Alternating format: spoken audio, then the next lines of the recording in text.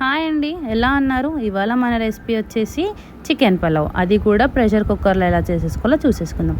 దీనికోసం chicken and బియ్యం రెండు కూడా నేను వాష్ చేసి పెట్టుకున్నాను. ఇప్పుడు స్టవ్ ఆన్ చేసుకొని కుక్కర్లో కావాల్సినంత ఆయిల్ పెట్టుకున్నాము.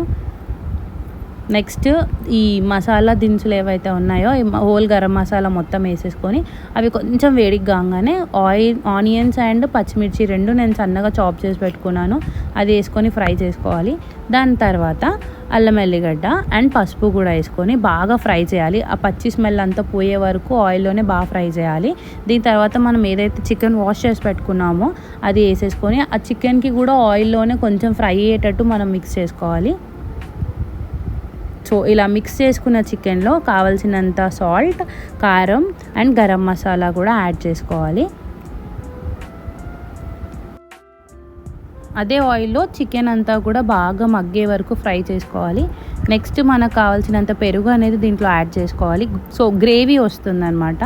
సో గ్రేవీ పర్పస్ కోసం అనేసి కొంచెం పెరుగు యాడ్ చేసి లాస్ట్ కొంచెం కొత్తిమీర పుదీనా కూడా యాడ్ చేసుకుంటున్నాను. నేను జస్ట్ ఫ్లేవర్ కోసం యాడ్ చేసుకుంటున్నాను.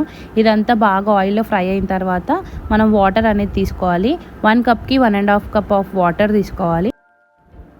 నేను మళ్ళీ కూడా కొంచెం సాల్ట్ యాడ్ చేసుకుంటున్నాను. మేము కొంచెం సాల్ట్ ఎక్కువ తింటామనేసి. సో ఇదంతా అయిన తర్వాత వాటర్ బాగా ఉబ్లాయించుకున్న తర్వాత ఒక 5 మినిట్స్ క్యాప్ పెట్టుకొని వదిలేసుకోవాలి. దాని తర్వాత మనం ఏదైతే రైస్ మనం ఇంతకుముందు వాష్ చేసి పెట్టుకున్నామో ఆ రైస్ వేసేసుకోవాలి. సో ఈ కుక్కర్ క్యాప్ పెట్టేసి ఒక 3 విజిల్స్కి వదిలేసినారంటే ఇంకా వేడి వేడి చికెన్ పలావ్ రెడీ అండి. సో ఒక్కసారి బ్యాచిలర్సే కానీ ఫ్యామిలీ వాళ్ళే కానీ ఎవరైనా కూడా ఈజీగా అంటే చాలా సింపుల్ మెథడ్స్లో చికెన్ పలావ్ అనేది ఇన్స్టెంట్గా రెడీ చేసుకోవచ్చండి. చాలా తక్కువ ప్రాసెస్ ఉంటుంది దీనికి. సో మీరు కూడా మీ ఇంట్లో ఒక్కసారి మీ ఫ్యామిలీ వాళ్ళ కోసం ట్రై చేయండి. టేస్ట్ మాత్రం వేరే లెవెల్లో ఉంటుంది.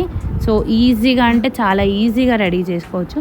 మీరు కూడా మీ ఇంట్లో రెడీ చేసుకొని తినేసి టేస్ట్ ఎలా ఉందో మాత్రం కామెంట్ చేయండి. సో ఇంకొన్ని వీడియోస్ కోసం మా ఛానల్ని మీరు సబ్స్క్రైబ్ చేసుకోండి, లైక్ చేయండి, కామెంట్ చేయండి అండ్ పక్కన కట్టండి. అంతే.